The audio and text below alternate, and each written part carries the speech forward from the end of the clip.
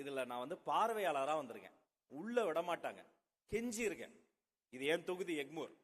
பிறகு ஒரு ஸ்டேஜ் வந்தது, உள்ள வந்துருவேன், இதெல்லாம் பிரிவிலேஜ். இந்த கிரவுண்ட் ஃப்ளோர்ல எங்களை விட மாட்டாங்க.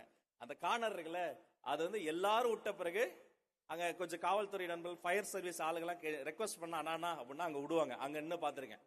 இங்க ஒரு ஸ்டேஜ் வந்தது, இங்கதான் இந்த இந்திய சினிமாவினுடைய உச்சகட்டம். பொன்னியின் செல்வன் ஆடியோ லான்ச் நடந்தது. இந்த ஸ்டேஜ்ல நான் ஆங்கரா வந்து நின்று தொகுத்து இதே மேடையில தொகுப்பாளரா வந்தேன். இதே நேரு ஸ்டேடியம்ல ஒரு ஸ்டேஜ் வந்தது.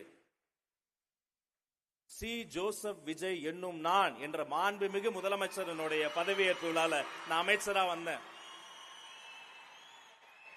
இன்னைக்கு இதே நேரு உள் விளையாட்டரங்கத்துல ஒரு ஸ்டேஜ் வந்திருக்கு. என்னுடைய அருமைக்குரிய நண்பர்கள்லாம் இருக்கிறாங்க, நம்ம ஸ்போர்ட்ஸ் மினிஸ்டர் இருக்கிறாரு. இது ஒரு மாசமா அவர் விடாம சொல்லி அவர் வீட்டு ஃபங்க்ஷன் கூட இப்படி கூட்டதில்ல. உங்களுக்காக எங்களை எல்லாம் கம்பல் பண்ணி கழுத்துல கத்தி வைக்காத குறையா எங்களை எல்லாம் கூட்டு வந்திருக்கிறாரு. இங்கேயும் அவருக்காக வந்தது சந்தோஷமா இருக்கு. இன்னும் ஒரே ஒரு ஆசை, நடக்கும், கண்டிப்பா நடக்கும்.